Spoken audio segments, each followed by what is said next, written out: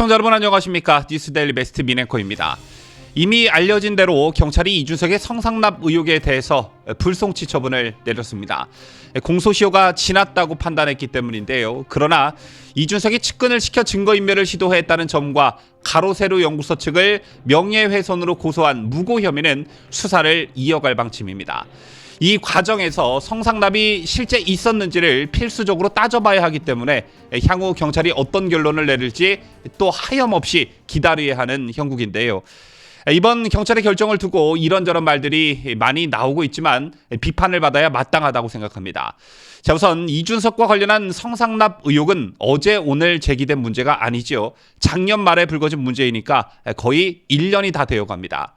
그렇다면 경찰로서도 수사할 충분한 시간이 있었죠. 그럼에도 불구하고 수사의 마침표를 찍지 못하고 어정쩡한 상황을 또 이어가고 있습니다. 물론 이준석이 성상납을 받았다는 시점이 오래전 일이고 성과 관련한 수사의 특성상 현장범이 아니면 이를 입증하기 어렵다는 어떤 고충은 있었겠지만 일반인이 보더라도 너무나 뚜렷한 정황 증거들이 너무나 많았습니다. 이런 맥락에서 봤을 때 국민적 관심이 큰 사안이니만큼 또 정치적 파장이 큰 사건이니만큼 납득할 만한 결과를 내놓던가 그게 아니라면 즉 수사할 의지와 능력이 없다면 검찰로 해당 사건을 넘기던가 뭔가 명확한 결정을 내렸어야 했습니다. 이런 점이 참 아쉽다 이렇게 말할 수 있겠고요.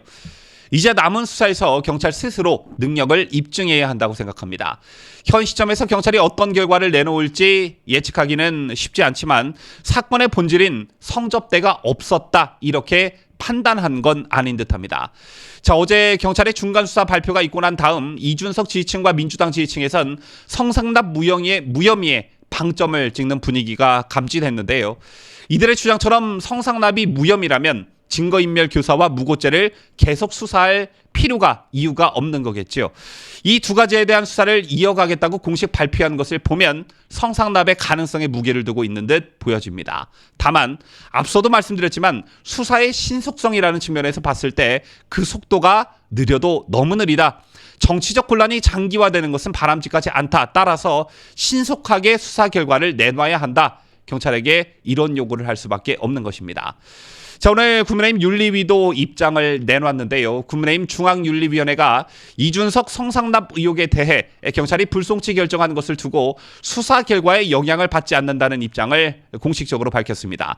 자, 이런 윤리위의 입장은 너무나 당연한 것인데요. 왜냐하면 지난 7월 이양희 윤리위원장은 이준석에 대한 당원권 정지 6개월 결정을 발표하면서 징계심의 대상이 아닌 성상납 의혹에 대해선 판단하지 않았다고 말한 바 있습니다. 이준석이 당시 김철근 당대표 정무실장을 통해 성상납 의혹을 무마하려 했다는 의혹만 들여다봤을 뿐 성상납 의혹 자체는 판단하지 않았다는 점을 분명히 했는데요. 따라서 이번 추가 징계와 관련해서도 성상납건이 불송치됐다 하더라도 징계엔 영향이 없다라는 점을 분명히 한 것입니다. 자, 이미 알려진 대로 국민의힘 윤리위는 이준석이 양두구육, 신군부, 절대자 등의 발언을 쏟아낸 것과 관련해 당 통합을 저해하고 위신을 훼손했다며 추가 징계 절차를 개시하기로 했죠.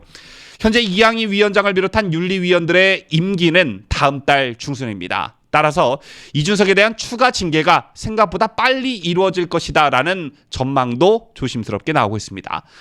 경찰 수사를 마냥 기다릴 수 없는 상황에서 윤리위의 신속한 결단이 필요하다는 요구가 지지층들 사이에서 빗발치고 있는데요. 제발 좀 그렇게 했으면 좋겠습니다. 자, 오늘만 보더라도 좀 그렇죠. 윤석열 대통령이 오늘 새벽 유엔 총회 첫 연설을 했습니다. 내용적인 측면이나 연설에 임하는 태도, 자세, 억양 그 어느 하나 흠잡을 데 없는 명연설이었고요. 안토니우 구테우스 유엔 사무총장 또한 대통령님의 국정 철학을 들어보니 지금 당장 사무총장을 하셔도 손색이 없겠다며 극찬했습니다. 이런 것을 차치하더라도 원래 대통령이 해외 순방길에 오르면 돌아올 때까지 이와 관련한 뉴스들이 많이 생성되기 마련인데요. 그런데 이준석 관련 뉴스로 윤 대통령에 대한 언론의 주목도가 또다시 분산됐습니다. 또 추석 전후만 하더라도 가장 많이 언론의 주목을 받았던 게 바로 이재명 사법 리스크였죠. 자고 일어나면 이재명과 관련한 여러 가지 의혹들과 관련 뉴스들이 그야말로 넘쳐났습니다. 그런데 이준석이 이재명과 관련한 부정적인 뉴스들을 덮는 역할들을 톡톡히 해냈습니다. 이재명 입장에서, 민주당 입장에서 참 굉장히 고마운 일이겠죠. 제처럼 이준석은 그 소속을 국민의힘에 두고 있지만 언제나 늘 국민의힘에게는 불리하게, 민주당 쪽엔 유리하게 행동하고 말해왔습니다.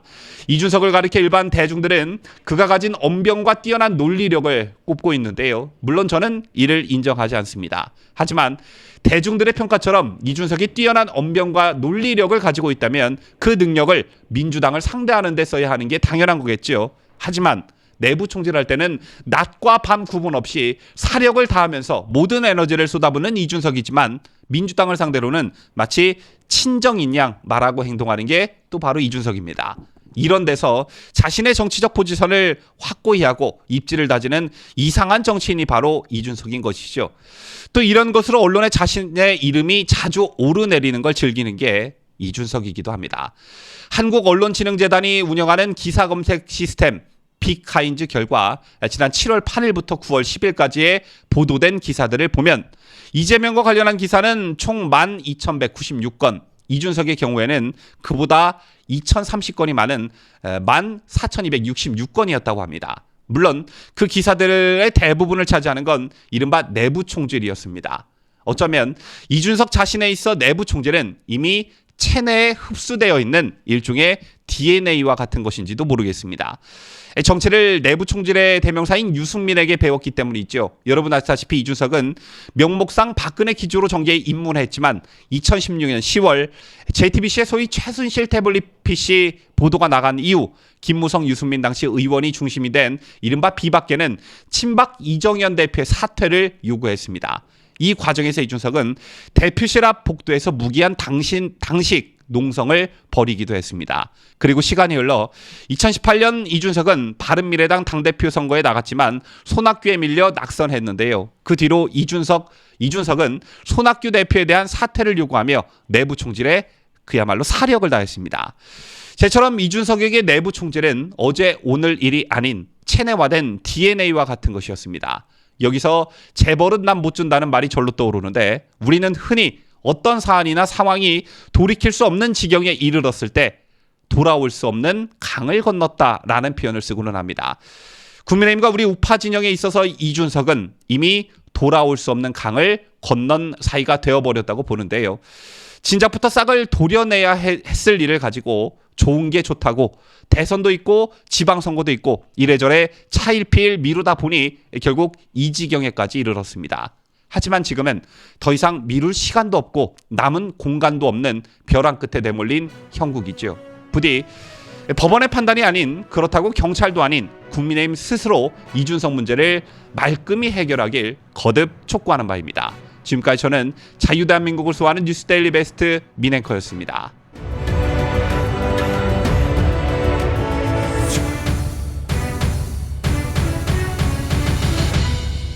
함께해요. 뉴스데일리 베스트.